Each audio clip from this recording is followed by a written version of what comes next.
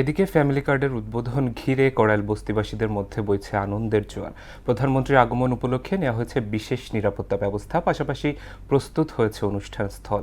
চলছে মঞ্চ ও প্যান্ডেল তৈরির শেষ মুহূর্তের কাজ। নাজমুল ইসলামের প্রতিবেদন। এই কার্ডটার নাম আমরা দিয়েছি ফ্যামিলি কার্ড। ত্রয়োদশ জাতীয় সংসদ নির্বাচনে বিএনপির নির্বাচনী ইস্তিহারে অন্যতম প্রধান অঙ্গীকার ছিল দরিদ্র জনগোষ্ঠীর মাঝে ফ্যামিলি কার্ড বিতরণের প্রতিশ্রুতি। এ অঙ্গীকার বাস্তবায়ন ও সাধারণ মানুষের জীবনমান উন্নয়নে সরকার গঠনের মাত্র ৩ সপ্তাহের মাথায় ফ্যামিলি কার্ডের পাইলট প্রকল্পের কাজ শুরু করতে যাচ্ছে সরকার। বাবা মা সবার নাম ঠিকানা সব নিছে আর বলছে এটা ভোটার আইডি কার্ড আর ফ্যামিলি কার্ডের জন্য এটা নেওয়া হয়েছে। আমরা পাইলে তো আলহামদুলিল্লাহ ভালো, আমাদের ভালো লাগবে, আমাদের ছেলে মেয়েকে আরো ভালো করে লেখাপড়া কিংবা আমাদের সংসারটা আরো ভালো করে চলবে।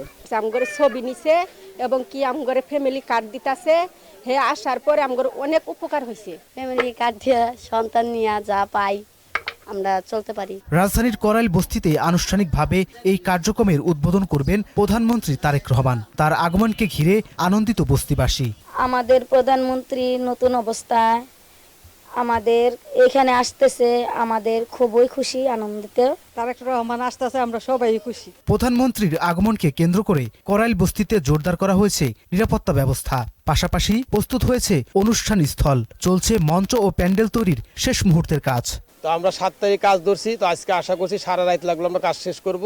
উনি সকালে 10 তারিখে অনুষ্ঠান করব। প্রায় 70% শেষ, মনে করেন রাতের মধ্যে সব শেষ হয়ে যাবে।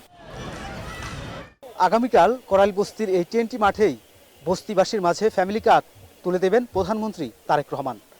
ক্ষমতায় আসার 1 মাসের মধ্যেই এমন প্রতিশ্রুতি বাস্তবায়ন নজিরবিহীন বলে মনে করছে সংশ্লিষ্টরা। নাজমুল ইসলাম, মোহনা সংবাদ, ঢাকা।